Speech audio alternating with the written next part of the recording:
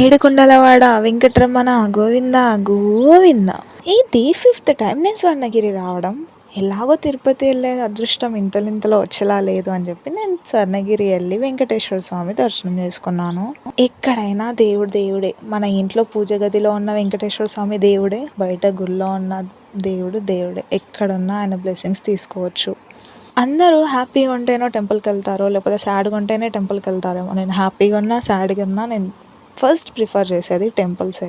ఈ స్వర్ణగిరి నేను ఎప్పుడు వెళ్ళా అంటే నా mind full of tensions, pressure అంత ఆగమాగం అవుతున్న టైంలో నాకు స్వర్ణగిరి వెళ్ళాలి అనిపించింది అండ్ యాదిగుట్ట వెళ్ళాలనిపించింది. సో దట్ నేను ఏమాత్రం ఆలోచించకుండా చలో రైట్ అని చెప్పేసి స్టార్ట్ అయిపోయా అనమాట. నాకు అర్థమైంది ఏంటి అంటే మనుషులను నమ్మి మోసపోయే కంటే దేవుళ్ళని నమ్మి వాళ్ళ రక్షణలో ఉండడం చాలా మంచిది అనిపించింది. ఈసారి ఎందుకో తెలియదు కానీ వెళ్ళి ఆయన ముందు నిల్చొని దండం పెట్టుకోగానే ఆయన మొహం చూడంగానే అనిపించింది నా కళ్ళల్లో ఘోరంగా వాటర్ తిరిగినాయి.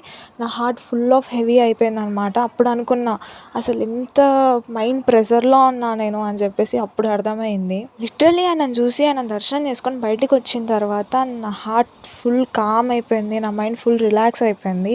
ఇప్పుడు నేను నెక్స్ట్ యాదగిరిగుట్టకి స్టార్ట్ అయిపోయాను అనమాట. అక్కడ కూడా చాలా ఏం జరిగాయి అనేది మీరు అప్కమింగ్ వీడియోస్లో చూడవచ్చు. అండ్ ఇంతవరకు నా ఛానల్ ఎవరైతే సబ్స్క్రైబ్ చేసుకోలేరు ప్లీజ్ సబ్స్క్రైబ్ చేసుకోండి. Bye bye.